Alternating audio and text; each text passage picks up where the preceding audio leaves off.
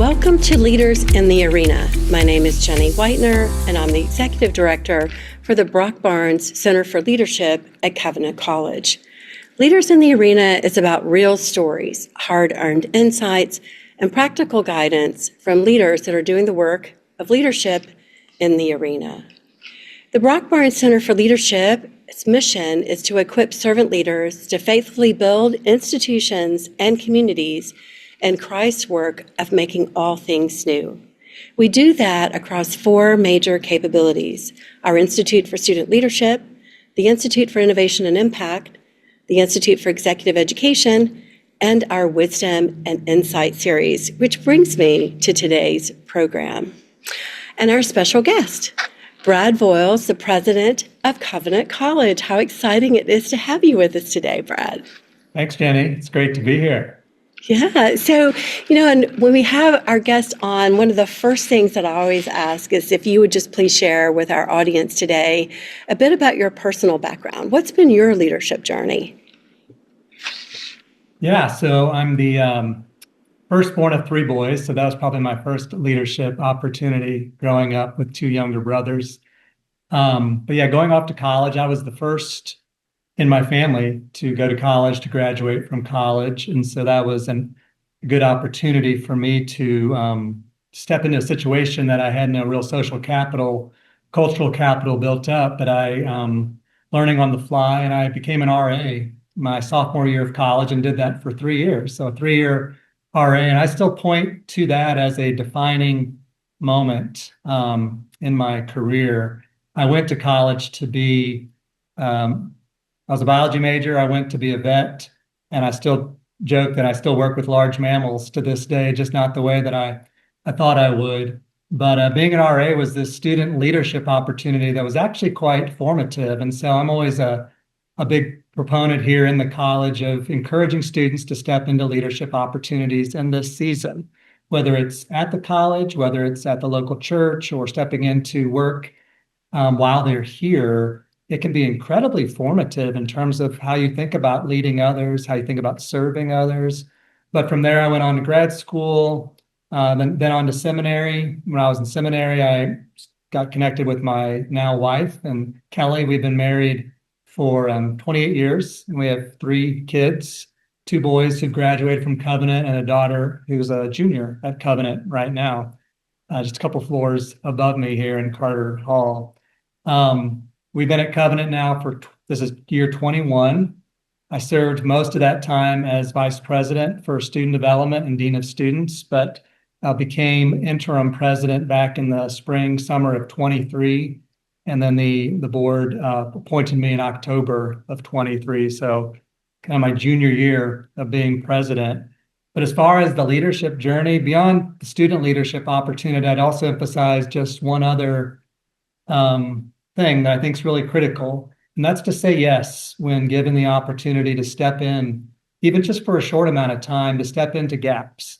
And so, having been a VP for so long here, I was around when other VPs would leave, and I would be asked to step in and cover admissions for a season, or cover operations and finance for a season.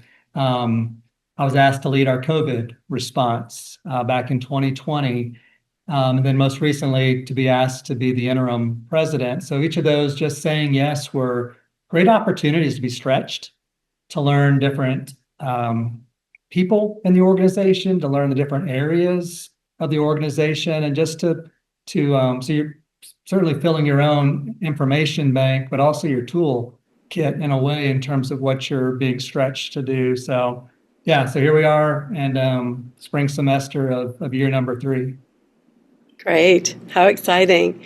I know that today we wanted to spend time for you to share a bit more about the vision of your leadership at Covenant, what we're calling sending out builders. and to talk about that vision that you have for Covenant. You've had the 3 years that you've been president, Brad, an extraordinary track record in terms of growth and change at the college, a lot of great things happening. And so today I'm hopeful that we'll cover some ground on that and give you an opportunity to share with our audience. I would say that we do have some of our audience members who are participating live today, and so I'm just going to speak to them just for a moment. If you do have questions throughout today's program with Brad, please feel free to post those in the chat, and if we have time at the end of our session, we'll come back to your questions. So please do introduce yourself to your other colleagues that are listening live, and go ahead and post questions if you have them. So back to our program for today. So Brad, talk to us about sending out builders. Like, what does this mean? How does this vision shape Covenant's long-term strategy and its priorities? Explain that for us. Yeah, no, it's a great question. I'm always grateful for the chance to talk about Covenant and this vision that I hope is shaping our next chapter. At Covenant, for those unfamiliar with Covenant, our motto is "In all things Christ preeminent." And I like to stress that that's not just a motto, not simply a slogan. It's actually the organizing framework for everything that we do here. So every strategic conversation eventually comes back to that central truth. If Jesus Christ is truly preeminent, then every sphere of life, all of learning belongs to him. And it's our job, our calling, our work here is to prepare students to live just faithfully in that reality.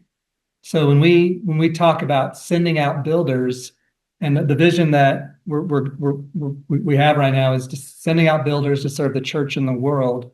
When we talk about sending out builders, I believe what we're doing is really drawing on a deeply biblical vision of vocation. When you look at Scripture, time and again, from Genesis onward, we see human beings are called to cultivate, they're called to steward, they're called to build within God's creation. And then we see Jeremiah, the prophet Jeremiah, come and speak to God's people as they're in exile. And there in Jeremiah 29, he tells them to seek the peace, the prosperity, ultimately the flourishing of the city where God has sent them.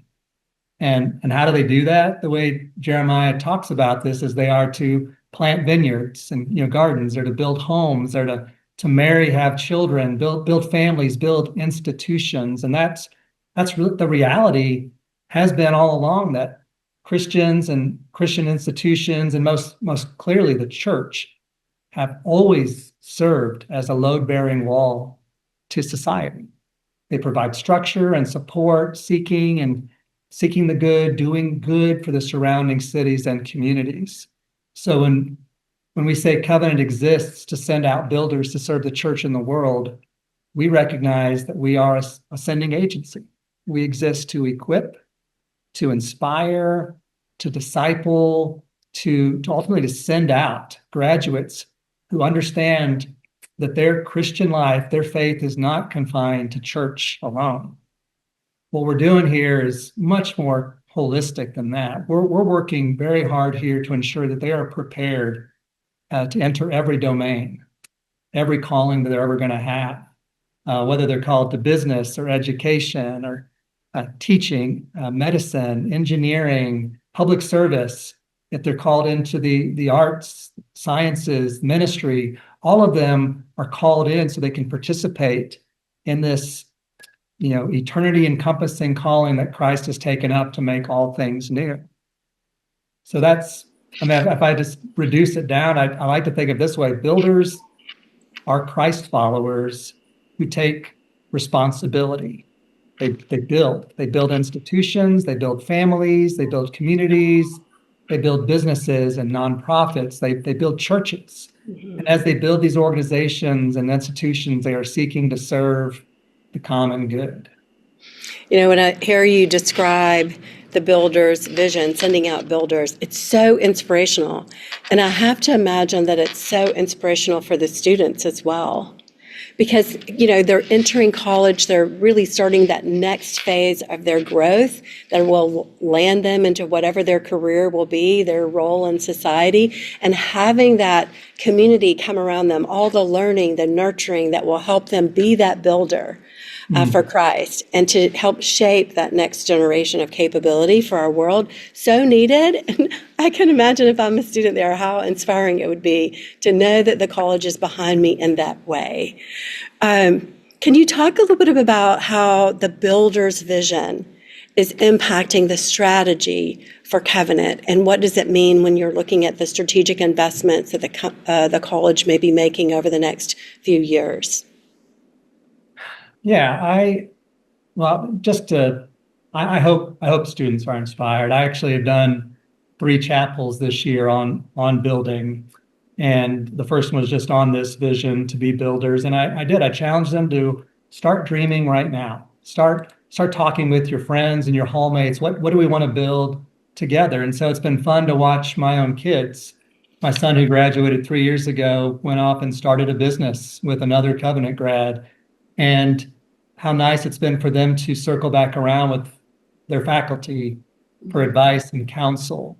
My other son got married this past summer. He's building a marriage. He's building a family, building a home. He's a part of a smaller company. Again, not a founder, but very much an operator, helping to build this company together. And so I think that's really exciting to me to see it happening in my own kid's life. And all 3 of my kids attend a church that was a church plant until about 10 months ago. And so they all serve in that church, whether it's greeters or mercy ministry or running slides.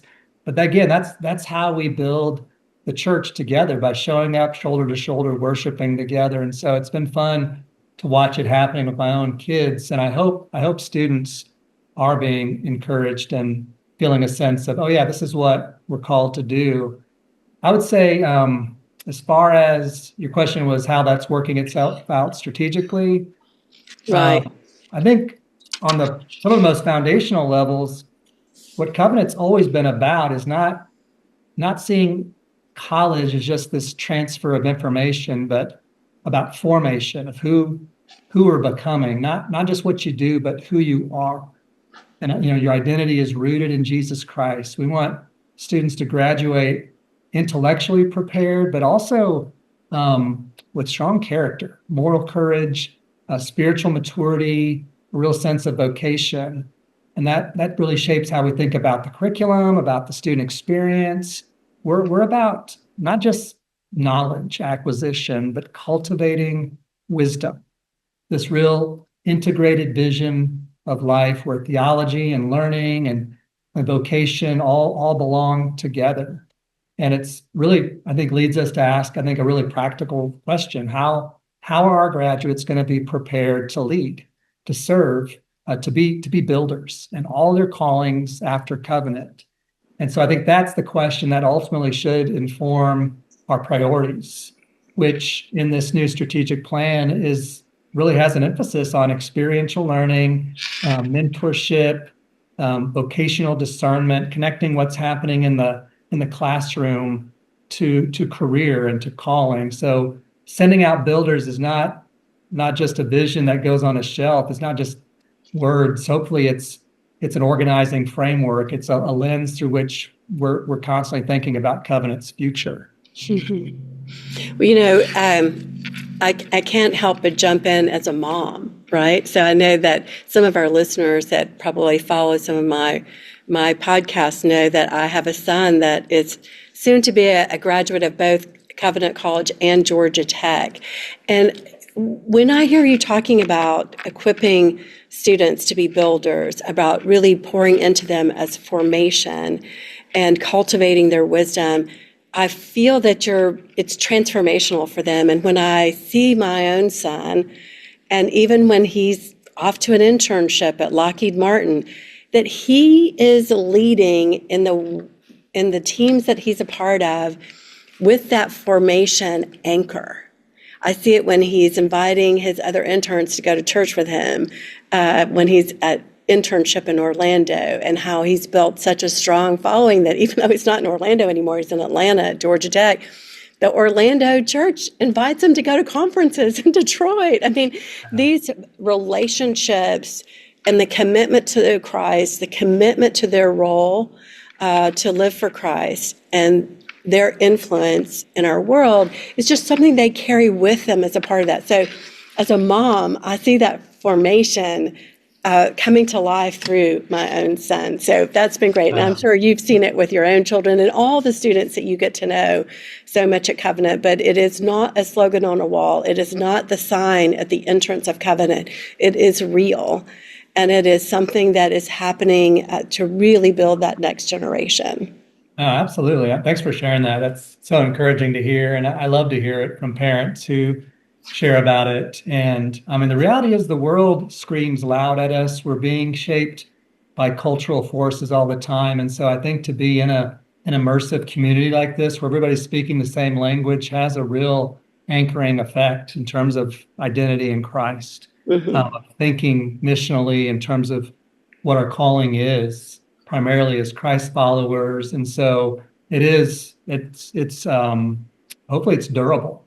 Yes. Lasting, and we get to send out these folks as signposts in the world and churches, and so yeah, it's a good gift.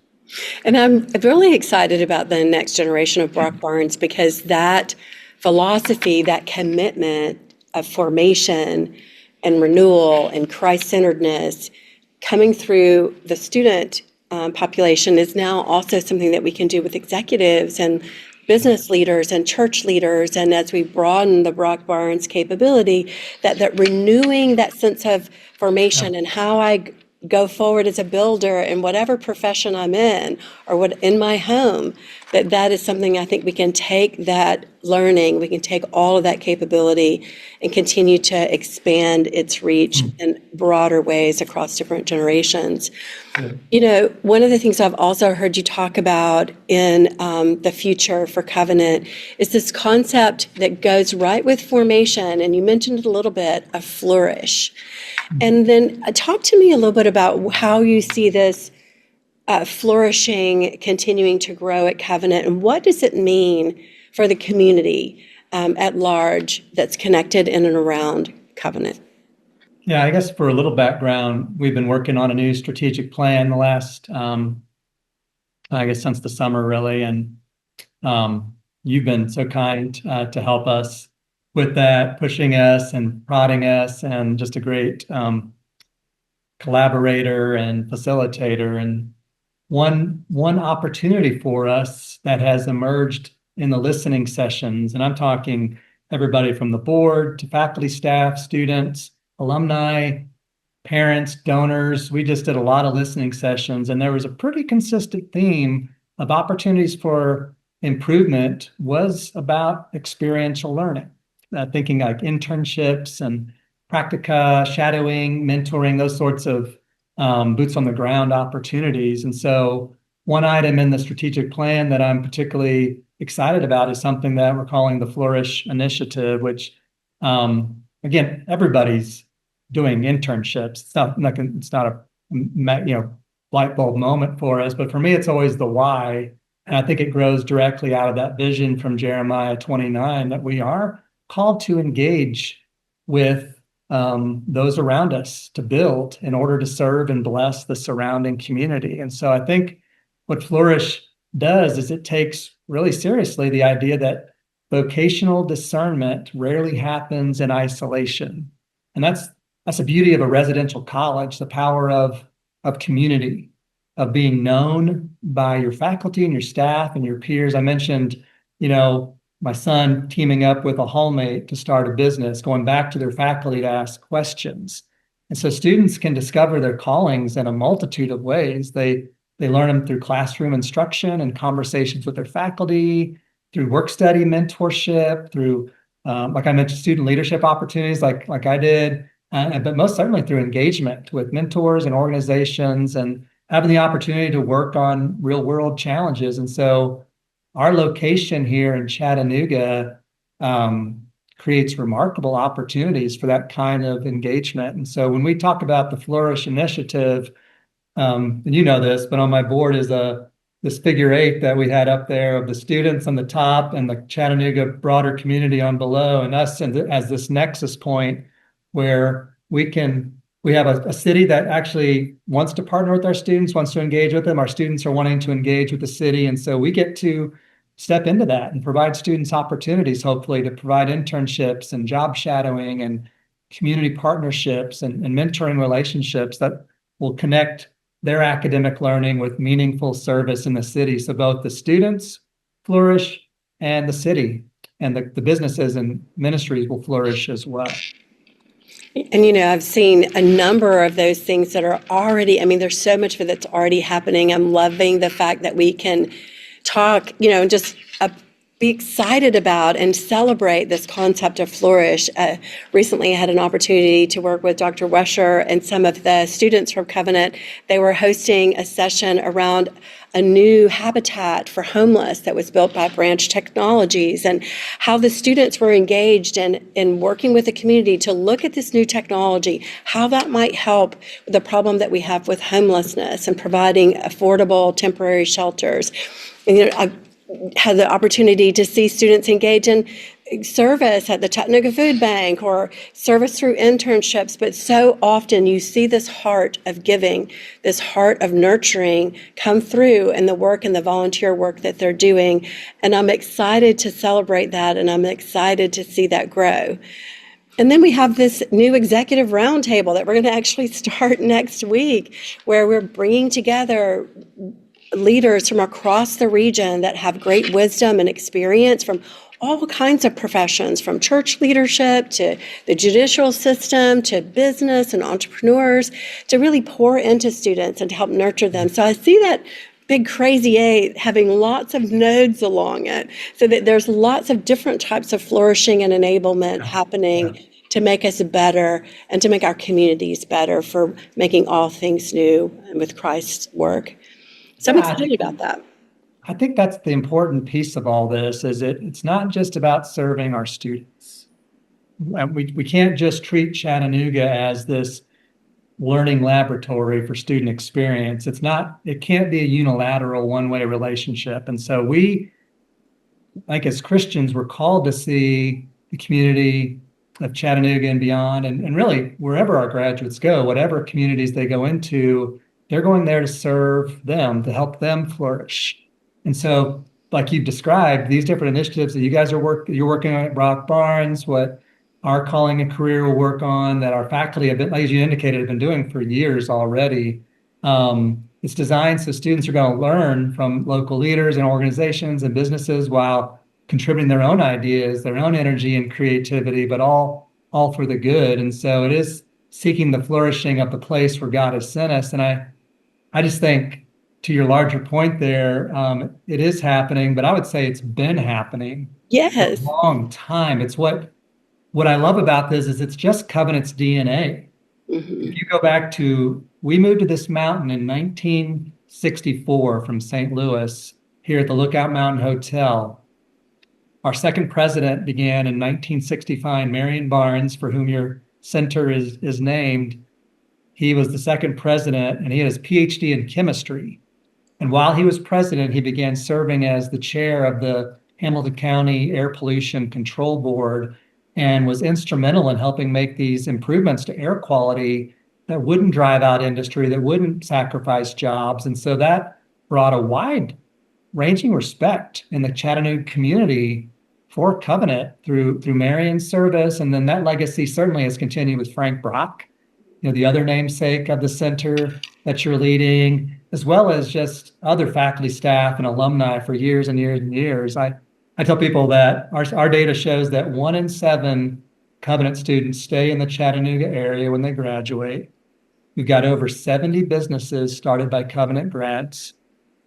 We've got, there's so many of our nonprofits in the city. I could come up with Bible in the Schools, Mission Increase, Co-Faith Co-op, Choices Pregnancy Center, Chattanooga Sports Ministry. They're all being led by Covenant grads. They're building. They're building our churches. They're teaching in our schools. There's so many just working. Maybe they're not founders, but they're C-suite, they're managers, they're associates. They're coming along and building these businesses. seeking the flourishing. It's who we've always been. So this is just, I think, just amplifying or multiplying the opportunities to keep doing this, to help our students create those pathways, to get them asking questions. What gifts has God given me? How can I steward them for the kingdom? How can I serve Christ faithfully just through my vocation? Mm-hmm. I mean, hearing you talk about that reminds me of a recent conversation I was having with a vice president of a talent with a very large financial services company in the area. And she was talking about how they love Covenant graduates. And it goes back to, she said, they're not only just excellently prepared in their discipline, if they were in a business major, or if they were a psychology major, whatever their major field was, but she says they're people of character. And you talk about this formation. She said, we love to hire Covenant graduates, right? And so it's interesting, and I think the commitment where Covenant's saying we nurture and build the whole person. It's really around that full spectrum of formation that is a commitment that Covenant makes, and you see it come to fruition with their graduates. Yeah. Over the last 3 years, I mentioned we started off today that with your leadership, the Covenant has experienced record enrollment and growth. Talk a little bit about that. What do you attribute that to? I attribute it first and foremost to the Lord. He's been incredibly kind to us. In a season where there's colleges closing, there's enrollment dips here and there. It's certainly, we know that there's trust in higher education has been challenged. It's been a bit of a tool used in some ways in some of these cultural wars that are going on. We know that there's certainly there's what they call the enrollment cliff. There's just been fewer students, fewer children born 18 years ago and on. And so more colleges fighting for fewer students is just creating lots of challenges. And so I attribute it, honestly, I think we can point to a lot of tactics. We focused admissions, we changed out a lot of leadership. They've done an incredible job. Dave Gambrell, Brian E. Moon, just great folks. They built a great team, great culture. Tactically, we just said, who should actually like what we're doing here? Who should appreciate our type of education, our formation? And so being very intentional to go fish in those ponds and not try to be all things to all people. And so I think, to me, that's the broader picture here is the colleges that I think are set up to succeed are the ones that know who they are, and they're not trying to be all things to all people. The reality is, if we try to look like the world, I believe we're going to die. The world doesn't need another formally Christian college. So let's lean in to our distinctives. Let's really tell this story well about this. And our alumni are key in this. The way they go and the work that they do. So the story you were just telling is an awesome story, and I hear it a lot, that they love our students, they love our grads, and they hire them, and our grads are doing a great job being pioneers in these areas. And so I think we've become increasingly attracted to family because of our distinctives, because of our faith commitments. College isn't cheap, and we have an expensive brand of education because it is a discipleship model. It's relational. It's intensive in terms of people to people. It's what we do here. So we're going to continue to work really hard to keep Christ preeminent in all that we do. I mean, he is preeminent. We're not keeping him there, but to share that's what we're about and what's centered to what we're doing here. And so I would say that's been one of the biggest pieces to that. When I hear you talk about that, I know that you're speaking of it in the context of leading Covenant. But what you just described, I hear so many business leaders, organizational leaders look for that, I don't know if you call it secret sauce, like they're somewhere, and how do they get to another place? How do they enable growth? How do they empower that in their organization? And hearing you talk about the fact that you're really clear, you worked with your leadership team, you got the right team in place, and you clarified your distinctiveness. and you said, we're going to lean into this, and this is who we are. And I think oftentimes many organizations forget the power of being clear on who they are and the power of having their team completely aligned on that in terms of what's distinctive for their organization. So not only a great lesson for Covenant there, but a great lesson generally for leadership. Talk a little bit about, if I know we've just got another minute or two left, I want to just ask you this other question that's more around broad-based general leadership and servant leadership, that when you're taking an organization through change and when you're taking an organization through growth, you have to navigate a lot of things to make that change successful. Any tips that you would give to other leaders who might be listening today about navigating change or navigating transformation? That's been a big part of your leadership over the last 3 years. Yeah, again, I give credit to my leadership team and to this community. I always say recruitment and retention is everybody's responsibility, because you're creating a culture, you're creating an environment that people want to be a part of, both whether you work here or you attend here as a student. But I do think knowing your why, which the whole Simon Sinek, to me, it's if we don't know why we're doing this, so the importance of communicating the why, and I'd just say communication in general is huge. Even as an interim, I was trying to think of things that I could do. I didn't know how long I was going to be interim, but I knew one thing I could do at least was to remind us of why we exist, because we do have a really distinctive mission here and just a wonderful legacy. And so I got handed a faithful institution, and I want to hand a more faithful institution to the next president. And so I think what I wanted to do, first of all, was just start having these all-employee meetings. And my KPIs were really simple: keep people informed, keep people involved, and keep people inspired. So we start every meeting with a student testimony. And the only prompt, I'll meet with a student the week ahead of time, and I don't tell them what to say. I say, here's your opportunity to talk to the faculty and staff of Covenant College. Just let them know how the Lord has used them to form you into who you are today. And it's usually a senior or second semester junior. And to me, it doesn't matter what I say the rest, and you've been to some of those meetings, the student testimony is the highlight, because it's reminding us, oh, this is why we're doing what we're doing. This is what we're called to here. But beyond that, you're trying to keep them informed on the capital campaign, on the admissions and retention initiatives. So how can they know these are ways you can be involved in this really important work of the covenant, that everybody's job matters? And so I'd say, I think remembering the why, communication, I think just honesty. I've not been shy of saying that in this work for these last 2+ years, I regularly vacillate between peace and fear. I think that's called today's environment. Yeah, and I just said I've identified that when I'm in the place of fear, it's because I'm believing I'm the one that's holding this college up.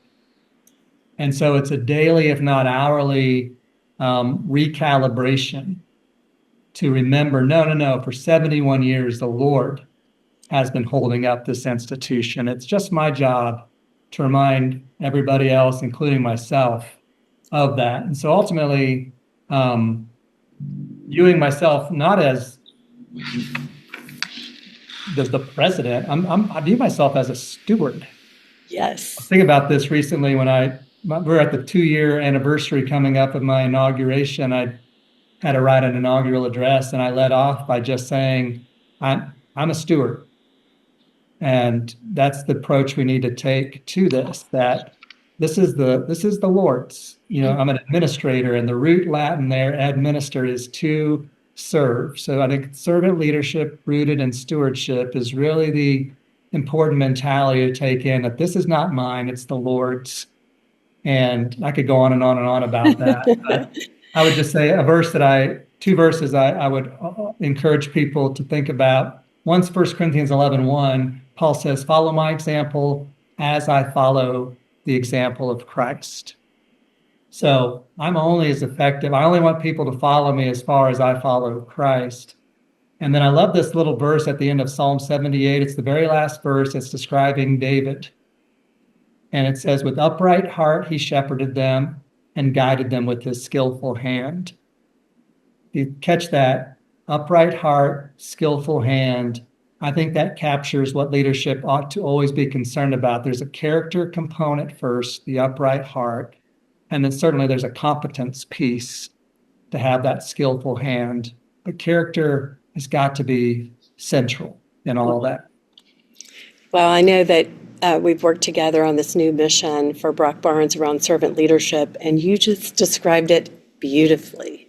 And so you're on my list to have speak again. So thank you so much, Brad, for your time today. Thank you for the lessons on servant leadership. Thank you for the inspiration of the vision of sending out builders and the flourishing relationship that Covenant's building with the community.